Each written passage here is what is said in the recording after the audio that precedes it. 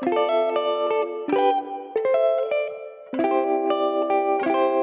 we got it right. Mm-hmm. So you see, so the exercise, sit down, sit down, not going anywhere yet. Okay. Okay. Hello, Hi, my name is Elle, wine newbie. and I'm Patrick Farrell, Master of Wine. Some of the viewers had raised the question, how one goes about learning how to do blind tasting. And the answer is you need experience. And the way we gain that experience is by open label tasting. I happen to have a group of 4 wines that we're going to taste together, open label, and then we're going to put them in bags, and you're going to taste them blind. I'll taste them blind with you as well. Wish I can get all. Yeah, it'll be fun. There's usually some rhyme or reason why I'm picking out the group of wines. It could be the same variety from different countries. It could be wines all coming from the same region. In which case, phrasing this as we would on a Master of Wine examination, we have 4 wines from one country. Each wine is a single variety wine, and there are 4 different varieties represented. Okay, so one country, 4 different varieties. We have a Gewürztraminer from Alsace, Chardonnay from Burgundy, a Sauvignon Blanc from the Loire Valley, and we have a Chenin Blanc from the Loire Valley.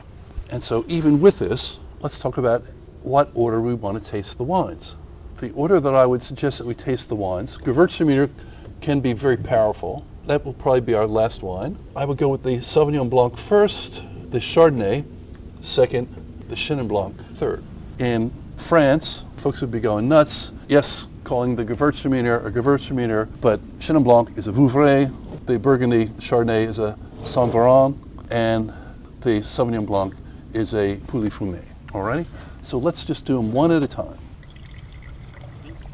Being served by Master of Wine. So honored. I'm using 2 hands because the bottles are cold and the outside of the bottles are very wet. Last thing I want to do is just have the punt and then drop it. Let's take a look at the wine. So we've poured our first wine, which is the Sauvignon Blanc Pouilly Fumé, light in color. I got some green apple, some green, slight vegetative characteristic as well, and some mineral. What is vegetative? Vegetative would be tasting like some vegetables. Sauvignon Blanc, more so from New Zealand, can have asparagus, could have green bean, could have cat pea. But here we're getting the green apples, maybe some slight herbal note, and similar flavors. Oh, you should say something. What do you think of the wine? I just swallowed it. That's okay. I couldn't help it. It's called a normal. That's what you normally do. So for me, this is medium bodied. It's got crisp acidity. The alcohol's about 13. On the label, it's 12.5%. I don't have any tannins here.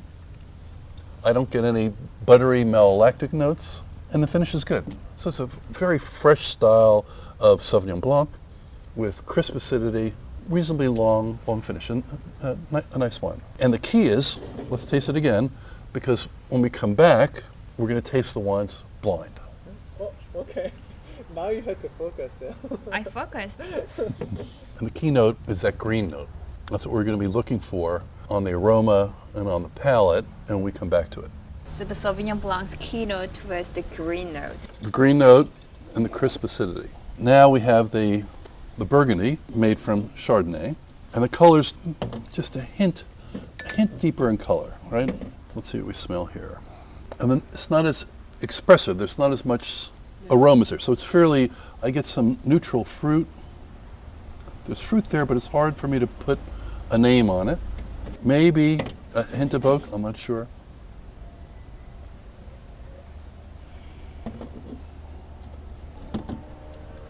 On the palate, this is a little fuller embodied, maybe medium plus embodied. The acidity is not as good as the previous one. I think the alcohol is a little higher, and this is a tiny bit higher, 13%. I get some slight tannin on the finish. I get a creaminess on the palate, and that creaminess is from stirring the lees, and also I get a slight buttery characteristic, right? Where does this butteries came from? The butter comes from a malolactic fermentation. So that's a second fermentation. that first fermentation is a yeast fermentation that converts sugar to alcohol, and the malolactic fermentation is a bacterial fermentation that converts malic acid, which there's a lot of malic acid in apples. It's the acid that one finds in apples, and converts that to lactic acid, which is a less strong acid, which is the acid one finds in dairy products. And one of the side effects or a side reaction is forming this compound called diacetyl. And diacetyl, in small amounts, can have a buttery characteristic. And if it's small amounts, that can be a positive thing in wine. If, on the other hand, you have a wine that's much riper, instead of forming compounds that taste like butter, they form compounds that taste like popcorn that has artificial butter on it, or butterscotch, or rancid butter, and you don't want that. It's just great for the popcorn lover. Great for the popcorn lovers, but not for the Wine lovers. for the wine lovers. No. So now let's do the third wine. So now we've got this Vouvray, and again, similar color, maybe a hint more color, but very close to the other wines. And so the nose here, I have two characteristics, or maybe three. There's a slight floral note to it. There's a slight wet wool. What wool? Wet wool or wet dog, and a slight characteristic of hay. Is that hay? Hay, yes. What is hay? Hey, hey, hey. Hey, you, get off of my cloud. So what is hay? Hay's fed to is dried grass that's fed to horses, fed to cattle. So we're going to take a taste.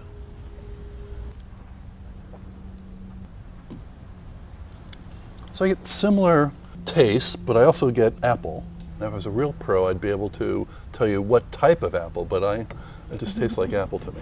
It's green apple. Right, very good. Very nice acidity. The alcohol level, I think, again, we're in that same 12.5%, 13%. Park, let's see what they've got on their label. 12.5%. Pretty low. Pretty low. I don't have any malolactic notes.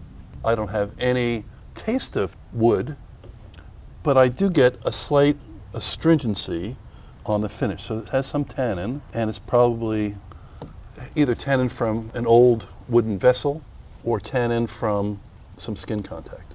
One of the two. But in either case, also good length, first three, very nice wines, but representative of what they are. Not only the variety, but the place.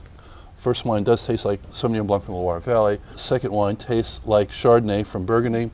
And the third wine tastes like Chenin Blanc from the Loire Valley. Vouvray is an interesting region in that sometimes the wines are dry. This is pretty dry. At other times they can be slightly sweet, or they can be very sweet. So you can get from a Vouvray the whole range of sweetness, from dry, medium sweet, very sweet. Ready for the Gewürztraminer? Okay. And you may notice that the bottle is shaped differently, right? It's shaped more like the bottles that we find from Germany. And in fact, Alsace has at times been French, at times has been German. I just came back from a wine trip to Alsace, and it's wonderful. The wines are spectacular. How was your trip? It was wonderful. It was wonderful. I was in Alsace for a week. It was a Master of Wine trip. So I was with friends of mine who are all smart and they love wine, and we had wonderful seminars and tastings and meals. It was fantastic. We'll join with you next time. Well, But to you go have to be a master of wine. yeah, to go on a Master of Wine trip, you have to be a Master of Wine. Okay, so our fourth wine has the most color, right? Yeah. It's a deeper yellow color. The legs are a little bit more pronounced. It's just a thicker wine. So let's take a smell. And what I get, this is a classic Gewürztraminer smell. So when you're tasting blind, you want to have this one of the wines on the test, because this is what the Brits call a banker, something you can take to the bank. And so the classic aromas for Gewürztraminer are roses, and I get roses here, and you can either pronounce it lychees or lychees, but lychees as well, and that's here in spades. And so this has a little residual sugar, some slight sweetness, very vibrant fruit. It's the least acidic of the four wines, but still balanced. It's the fullest body of the four wines. It has the highest alcohol, it's 14%. It's got very nice length. I felt a little bitterness. You get some bitterness, and it's true. it has some slight bitterness, and actually that's from some slight tannin. Gewürztraminer grapes are not green grapes, they're pink grapes. So they have more tannin in their skins, and so Gewürztraminer can have some slight tannin on it. All right? I did a good job. You did a very good job. Yay. Okay, so let's think about it again. So the first wine, a Sauvignon Blanc from the Loire Valley, Pouilly-Fumé, and that wine has the characteristics, had some green notes, slight vegetal notes, mineral, very crisp acidity were the defining characteristics of it, no malolactic, no oak. Second wine, Chardonnay, the Burgundy, having more of a neutral smell and flavors, some slight oak on that, as well as butteriness and creaminess from the malolactic fermentation, a little fuller bodied. Slightly fuller bodied still is the Vouvray, the Chenin Blanc, and that had the wet wool, slightly floral, apple, slight amount of hay. And the last wine was the fullest body of all four wines, had the highest alcohol, deeper color, and that's the Gewürztraminer, which had classic lychees and roses. So you and I are going to take a walk away, Okay. and Min, you're going to switch our glasses around just a little bit. Okay. I like to do. So now we're back, and the order of our glasses has been changed. We don't know how it's been changed. This was the order that we tasted in, but that's probably not the order now. Okay. So let's take a look. The colors are still pretty close, though I think that the first one, I'll ask you, which you think is the darkest of the wines now? For me, Yeah. those are all the same. All the same, No, it's just, yeah. The fourth one is lighter. right? Yeah, those are about the same. I think the first one for me was the darkest wine. Right. Let's just take a sniff of the wines without tasting. Okay. Let's do the first one together. And what does that smell like to you? And you saying I'm not sure is also okay. Give me one more second, please. Hmm. It's not Sauvignon Blanc. It's not something. See, that's let's do this. Let's take a taste. Right? I gotta try number 2 first. What you need though, you need to take a sip of water, Okay. because otherwise you'll be carrying the characteristics of this wine over to this one. It's harder than I thought. Lychee? I thought I smelled lychees as well. Yay. And there's a little bit of tannin, a little bitterness on the finish. And the only other wine by color that could be the Gewürztraminer would be the second wine. So let's take a look at the second wine. So we think that this could be the Gewürztraminer, but we'll want to taste the second wine, and that'll give us some more confidence, okay? And so this wine, well, I'll let you do the talking. How is this wine different? Has more acid More acid, than absolutely. the first one. And I think it has one sip more. She's swallowing Apple? it. Hmm. She's swallowing it. That's okay. That's okay. I'm enjoying it. Okay. Apple? Uh-huh. Green apple, yep. I thought it also had some wet wool and some hay. Wet wool Hmm. means Chenin Blanc. It could be the Chenin Blanc. No, but that's our first takeaway. You know, usually you go back and you retaste things. Let's try the third wine. I don't really smell a lot. Mhm. Am I drunk? No, it's the least expressive on the nose. Okay, so it's a bit muted. It's a bit muted. On my first go around, I said that this had some neutral fruit and maybe a hint of oak. Chardonnay. Chardonnay. On the palate, it's got some buttery notes. On the finish, not as crisp as the Chenin Blanc. I feel less butterness than the first time. The butteriness, I find, does not happen up front. I'm getting it just now. So it takes a little while sometimes. If it's a more subtle butteriness. A little bit of butter in the wine is fine for me. If it's a quality white wine, a lot of it is something I find to be revolting. Now, some people love it. And for people who love it, I mean, there are people who love to buy cheap popcorn with artificial butter. I don't. You don't. I don't. No. Al actually had a Sauvignon Blanc class with Peter, so you should be able to find Sauvignon Blanc in here. Which one is it? This one. Okay, I'll try. This one. It's weird because I smell gochujang. Gochujang? Do you know what the gochujang is? No. It's a red peppers. So again, for both Cabernet Sauvignon and Sauvignon Blanc, even though one's red and one's white. First off, they're relatives. Capsicum, which is bell pepper, is a taste characteristic, can be, of either one, and then variants thereof. Oh, you got it then. Yeah. So we thought that the first one was the Gewürztraminer, the second one was the Chenin Blanc, the third, the Chardonnay, and the fourth one, the Sauvignon Blanc. They did it the smart way, is they just reversed the order. Exactly, so we can remember too. You got it. So we got it right. Mm-hmm. So you see, so the exercise, sit down, not going anywhere yet. Okay. Okay.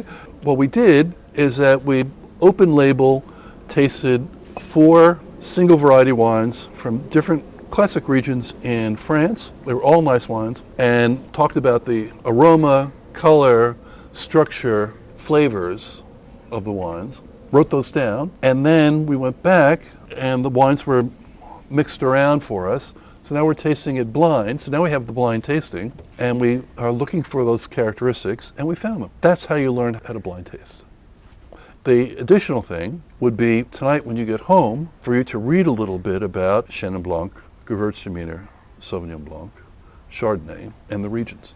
And so by doing that, it reinforces what you learned, and then you start carrying around in your memory what the taste characteristics are of those varieties. So what we did is that we had an open label tasting of 4 wines, then we blind tasted the 4 as well with the order being mixed up. We showed that it's a good learning exercise, it's fun, Yeah. and in Elle's case, she got to drink the wine, so it's all a good thing.